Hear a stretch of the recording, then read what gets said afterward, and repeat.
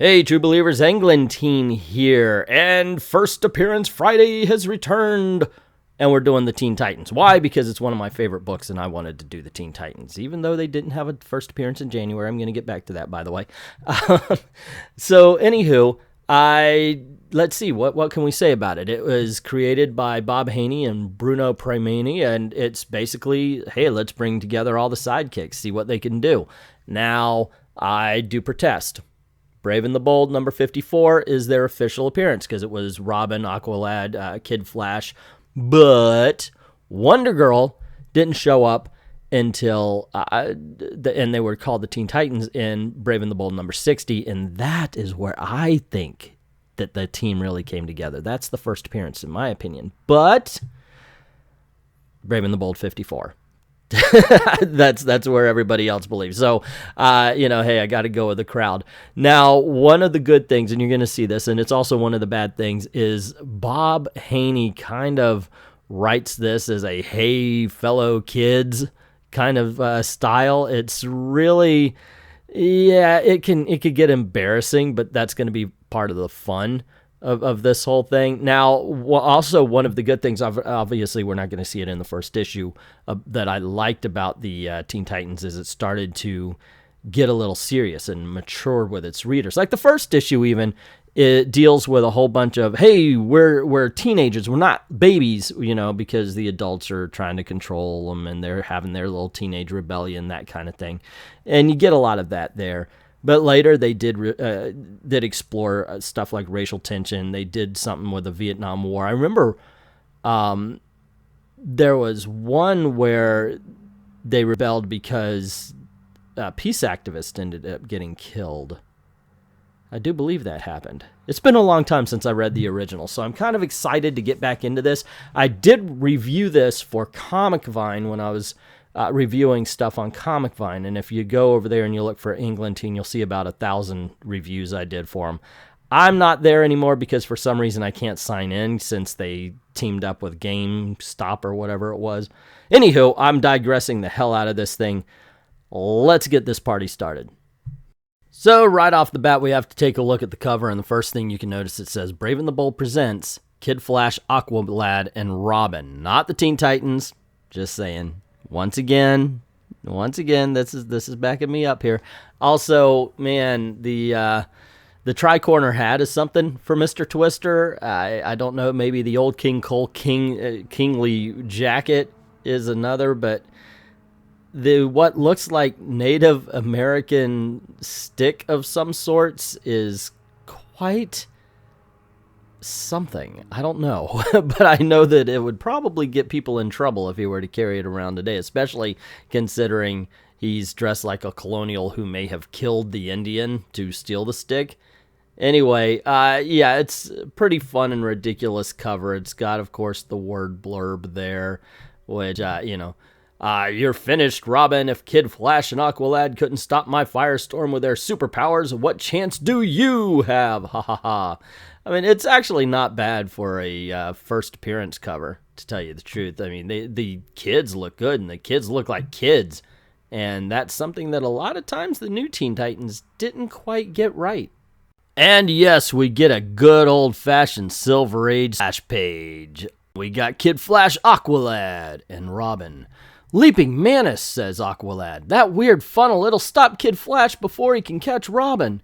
And we see, of course, Flash trying to catch him, and it says, Chapter 1, when Kid Flash, Aqualad, and Robin took off for Hatton Corners, each thought he'd been summoned to settle some typical teenage trouble, never suspecting that they'd be teaming up to battle a menace that catapulted them into the peril of their lives when they met.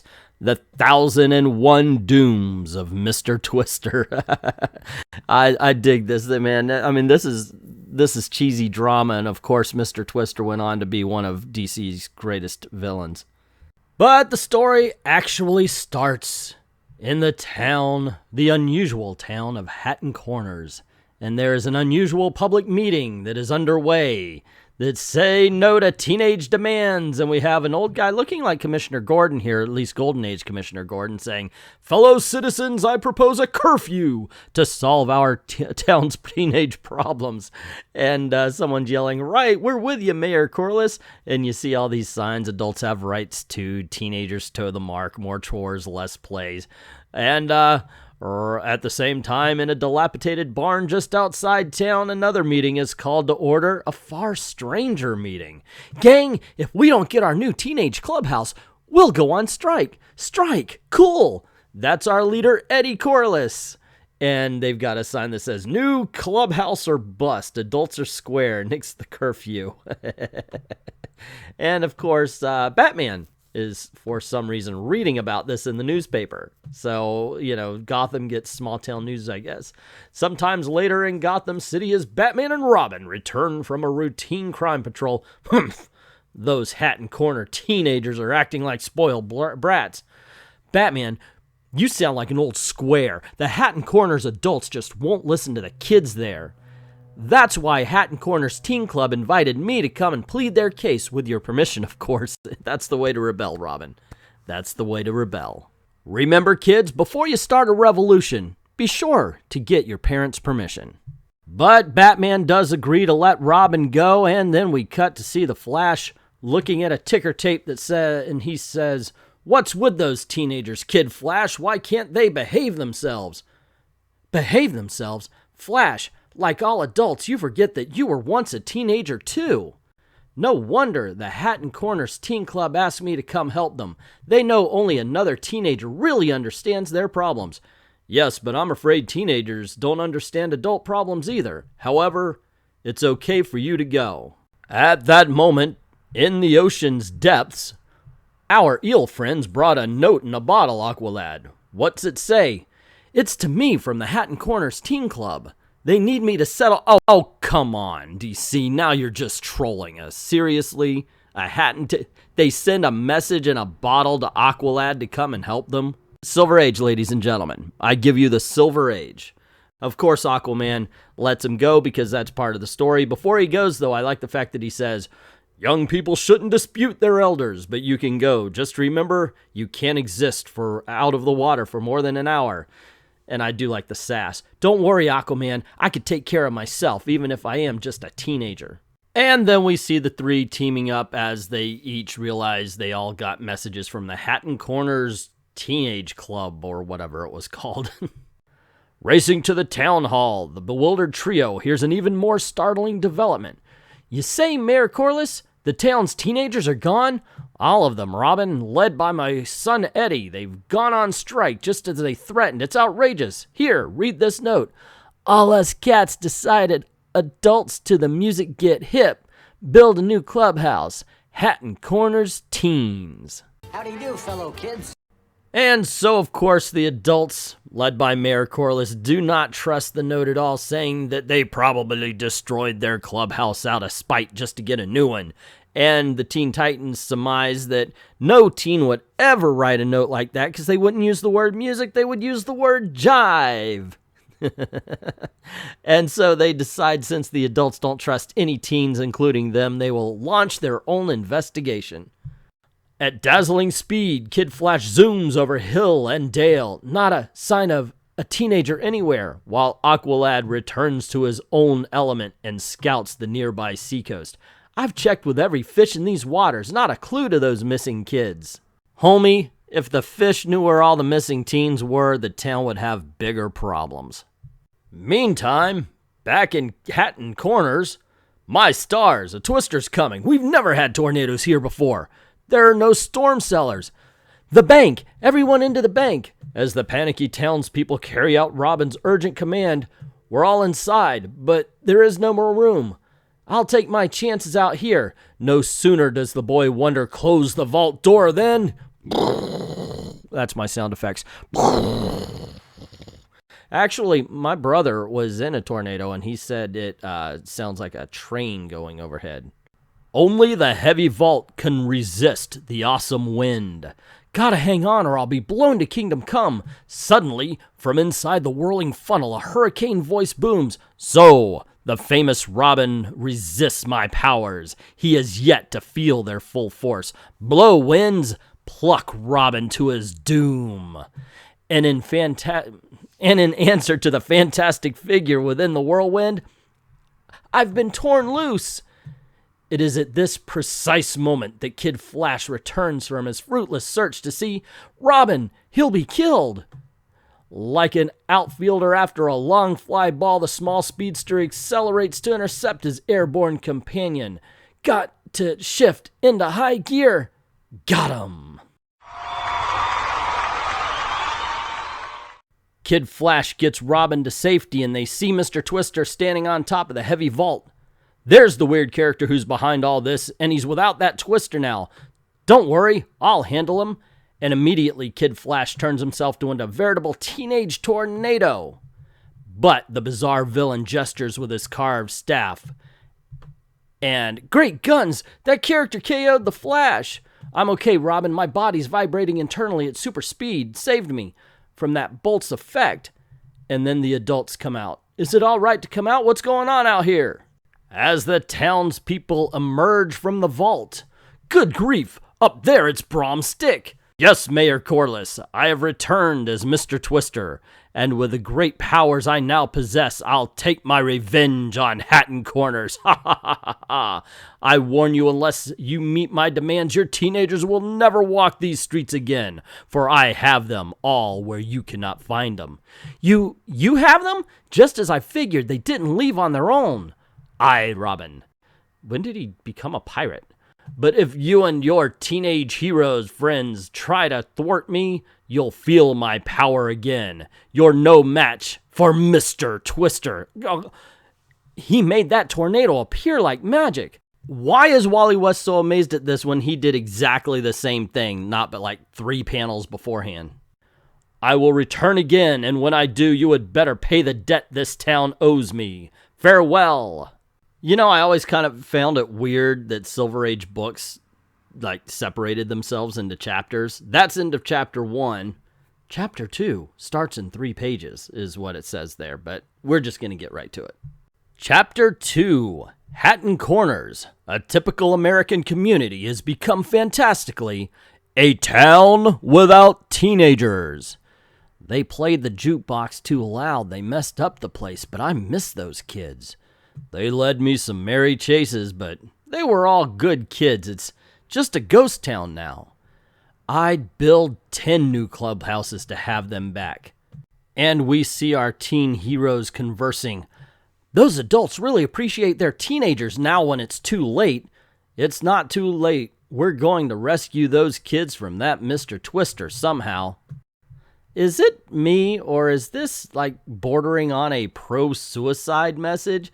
Hey kids, remember, your parents will really love you after you're gone. No matter what trouble you're having now, when you're gone, they will certainly appreciate you. This message brought to you by the Church of the Latter-day Saints. So the future Teen Titans decide to ask the elders of Hatton to tell them exactly what's the story behind Brom Stick, the guy who calls himself Mr. Twister, and why is he bringing all the teenagers? Actually, they just say, hey, yo, what's up?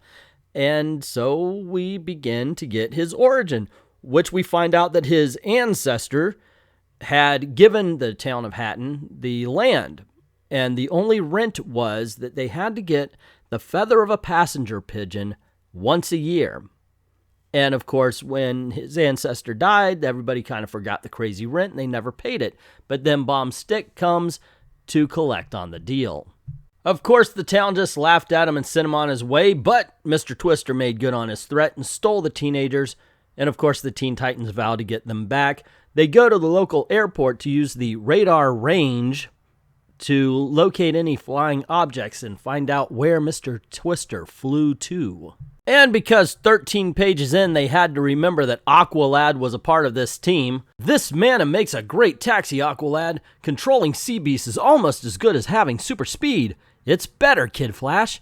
The sea's the best place to grow up in. Fun and adventure all the time. But of course, you wouldn't know about that. And thus, the destruction of Aquaman's reputation begins.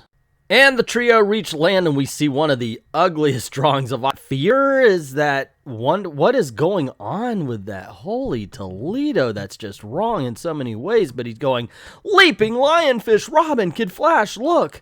And he sees that Mr. Twister is actually making all of the kids, they're his slaves now, and he's using them to create a Twister Tower.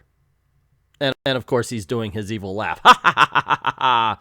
Which, you know, come on, Silver Age bad guy, you gotta have the evil laugh. The missing teenagers are here, all right, says Robin. Working for Mr. Twister is forfeit for that unpaid rent. Uh-oh, Kid Flash says, look, that one boy's up to something. No, Eddie, don't try it. He throws a lasso towards Mr. Twister. As the girl's outcry alerts the bizarre Mr. Twister, a rope trick? My teenage friend, I'm fond of them, but I'm afraid the trick is on you. Ha ha ha ha. Evil laugh. Silver Age evil laugh. Oh, Eddie, if only we were all back in Hatton Corners. I miss my dad and mom so. Yeah, Marcia, I guess our town and its adults are the greatest after all. It's the natural flow and the completely not stiff dialogue that's truly drawing me into this story. So Mr. Twister tells the captive teens that he has to leave the island. Yep, by the time he gets back, that Twister staircase better be built. The teenagers say it's impossible, so the trio decide to help. Robin will follow Mr. Twister, while Aqualad and Kid Flash will save the teens. We then see Mr. Twister jump in a boat claiming that he doesn't have enough power to fly himself away, but he does have enough power to let the boat sail him, except for the sails aren't up. And Robin says, I hope he doesn't check for stowaways, but he's holding on to the rudder, so maybe the steering's going to be a little bit off.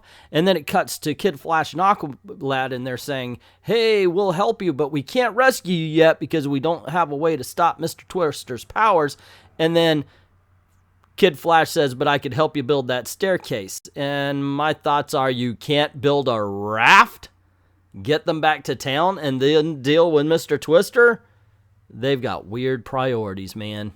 And so we see Kid Flash build the tower, and man, he builds it tall, too. I mean, the kids are like yelling, oh, it's tickling the sky, ha ha hee hee, and, you know, Mr. Twister's going to be so happy, which, why are they happy about that?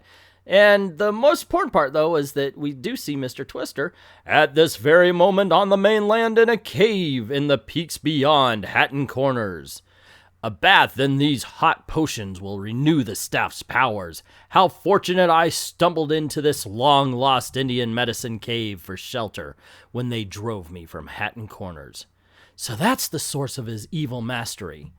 So, are you saying that the Indians had the power to create storms from nothing, and yet they still almost got wiped out? God dang, DC, that's some Kwanzaa Black AF level of stupid right there. Before we go on to the next page and what we're about to see, I would like to speak in defense of the Silver Age Batman utility belt, which seems to have anything and everything that they may need at whatever particular instance they need it. Now, in this case, I'm going to be speaking on behalf of sneezing powder. It seems funny. It just sounds funny. But if you can make your opponent uncontrollably sneeze while you beat the teetotal hell out of them, I think you'll find it's effective. So Mr. Twister does see Robin's shadow, but before he can do anything, Robin jumps out and pulls some sneezing powder from his utility belt, throwing it in Mr. Twister's face, causing him to sneeze uncontrollably. Robin, wanting to take advantage of this moment, gives him an uppercut, but unfortunately it backfires, and that leaves our villain standing over Robin's unconscious body. Too bad, my young friend, you weren't aware that as long as I clutch this staff, its force fills my body and repels any blows struck against me.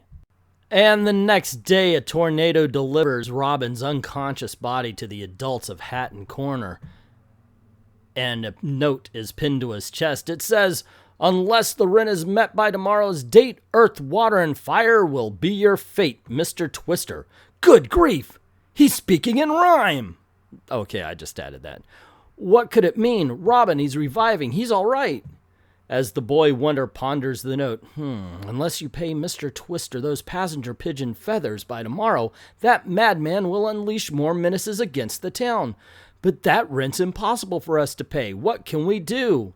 Oh yeah, and since I passed over that particular part of the dialogue at the beginning of the book, the passenger pigeon had been extinct since 1913, and that's why they can't pay the rent. Robin tells the townspeople that he doesn't exactly know what to do about Mr. Twister because of his powers. While on Goat Island, Aqualad is feeling a little bit inadequate. Kid Flash is a big hero with those teenagers. He couldn't keep up with me underwater, which reminds me it's time I submerged a while.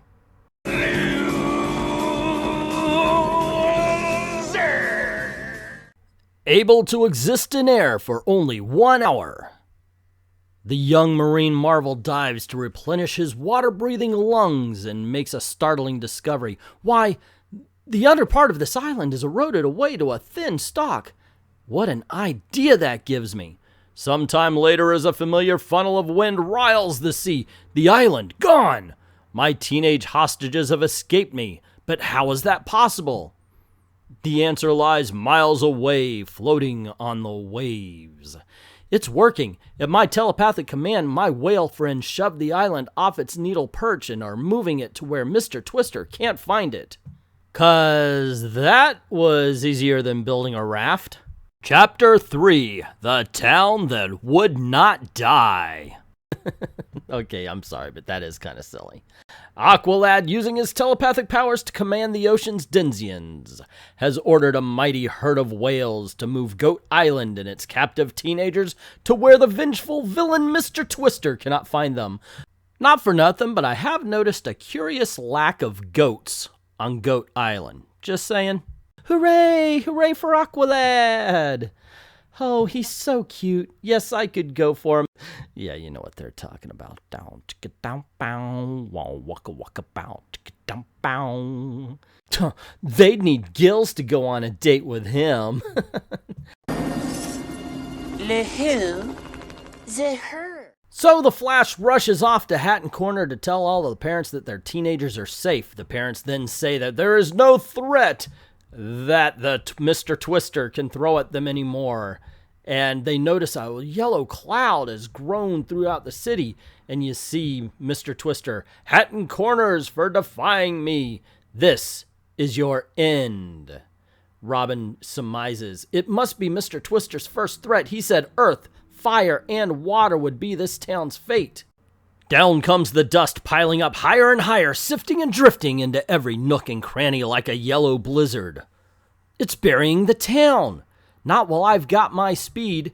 Instantly, the junior team's swiftest member streaks off through the clogged streets. I'm traveling fast enough to create a vacuum behind me, and it's picking up the dust. So Kid Flash runs and quickly comes across a swamp that he says the townspeople once filled, and he stops, causing the sand to fill in the swamp. Suddenly, a green cloud appears above the small town. Moments later, as the cloud hovers above the town, there's your answer. Rain. Every drop a bucketful. Take cover. Down thunders the water, a deluge like no one has ever seen before. It's really flooding everything. This is really the end of Hatton Corners. Ha ha! They're fleeing in panic. This is one threat those teenage heroes can't handle. But at the very moment on the waters of a nearby river, suffering sharks, the town's flooded. I've got to do something fast. Seconds later, look, Aquaman is riding into town on a narwhal. What's he trying to do? Dear comment section, this video is possibly the longest video I've ever had to make that wasn't an hour long. Most of it because I keep saying Aquaman instead of Aqualad. I know I've done it. But considering that was the 15th take, I'm leaving it in. At the telepathic command of Aqualad, the tusked mammal plunges to the bottom and, next instant, the floodwaters, they're receding, the town saved again, but how? Before long comes the amazing answer. My narwhal friend bored a hole to let the waters drain off through the regular underground channels. Now we've got to reach the river before he's left high and dry. Dear DC Comics, that's not how narwhals work. And Mr. Twister's watching on and giving them the angry eyes. Kid Flash and Aqualad, they defeated my first 2 threats, but I'll make sure they don't stop the third one. Again, an ominous cloud moves toward the helpless town and... Rain of fire, we can... I don't know why I just gave the mayor a southern accent when I haven't all the time, but... Okay. A rain of fire, we can't possibly fight that. And then Robin says, I'll go get a bucket. No, he says, well, yes, we can. Kid Flash, Aqualad, roll out that fire engine. Not wanting to listen to their non-powered compatriot, Kid Flash and Aqualad get their own ideas about what to do. But just as the Junior Crimson Crusader reaches high gear, Mr. Twister, he's KO'd Kid Flash and Aqualad. Then as the slivers of fire ignite more and more of the town, Robin's pulling his 2 fallen comrades to safety. Ha ha ha! No need to give him a jolt without superpowers. He can't harm me. Kid Flash, almost out, says, Mr. Twister's made sure he'll win this time. Aqualad and I are out of action. But I'm not, and I've had enough of that character. Wow, when did Aqualad and Kid Flash, mostly Kid Flash, become dicks? Seriously, it's like all throughout the book they're not showing disrespect, and then after a while it's like, giving them the finger and shit. Well, they didn't actually do that. I'm just kind of, hyperbolic. But what the heck? Still, Robin comes rushing out on a red fire engine, I kid you not. Mr. Twister, Robin thinks he'll snuff out my revenge on this town. I'll stop the young fool. I'll stop him dead in his tracks. Riding the ladder's top rung like an acrobat star he is, the boy wonder shoots up, and I'll blast you from your perch, then see if you can fly, my young bird. That staff, I must snare it. So the bat rope from Robin's utility belt snakes out, and my staff. Yeah, so nobody in all this time thought, take the stick. Consumed by the flames, the magical staff's powers vanish in an instant. Guess he's the bird that can't fly now. Did Robin just kill the man? Now? Oh, wow, what's on the next page? Looks like he just killed a man. Of course he didn't. The Comics Code would never allow that back then. Recovered from Mr. Twister's bolts, Kid Flash and Aqualad rushed to help the victorious Robin. I take back everything I said, Robin. You showed us that brains and bravery are as important as superpowers any day, Aqualad says, and Flash retorts, and how? Thanks, guys, and I thought I was a dick. Get it? Because his name's Dick. Okay, move on. After dousing the fires that threaten the town, Brom's stick is finished as a threat to Hatton Corners. How can we ever thank you 3? That's easy, Mr. Mayor, by taking back your teenagers and trying to understand them. I know they appreciate you grown-ups now. And so, a short time later, as Hatton Corner echoes with the shouts of every citizen, young and old, and the teenagers are holding a sign that says, Adults, we love them. So I say we're all going to build the biggest, greatest, coolest teenage clubhouse that ever was. I guess Mr. Twister did some good after all. This is certainly no ghost town anymore. Check, the trio of heroes say, and I gotta tell you, what? Okay, so Mr. Twister actually kidnapped the kids. You brought him back. He did bad. You did good. You're giving him credit for the win? Alrighty. Once again, a startling new team of DC heroes has triumphed. Watch Brave and the Bold for new teams, new adventures, new Did I just do a commercial? This comic's pretty darn good. Yeah, it's got some silly Silver Age stupidness to it, but that just kind of adds to the charm. It's talking to kids rather than adults, and overall, like I said, it's fun. Really. It's just fun, and that's missing from a lot of books these days. Not all of them, but a lot. And man, I'm very happy that I read through it again. It's been a long dang time. I hope you enjoyed it. And speaking of, what did you think? Let me know in the comments below. Anything. Whether you like the book, did you like the comments? Do you like these first appearance videos? Let me know in the comments below. Also, if you like the video, please click like, share, subscribe, hit that notification bell, because that's what YouTube really pays attention to. Also, I am trying to make a living this way, and YouTube clipped my legs out from under me by putting a damper on my live streaming. So if you don't mind helping out the channel, go on over to Patreon or PayPal or Ko-Fi. I just started a Ko-Fi. Links in the description below. There's a tip jar, so it's not a monthly thing. If you like the video, drop $1 in the till. Say, hey, you know, that was pretty good. Thank you. And thank everybody who's already done that. And by the way, I'm going to call out Frag Minion. Dude, you're freaking awesome. You're my first Ko-Fi donator, and I certainly appreciate that. Thank you very much. And to everyone, all of the true believers, thank you very, very much for watching.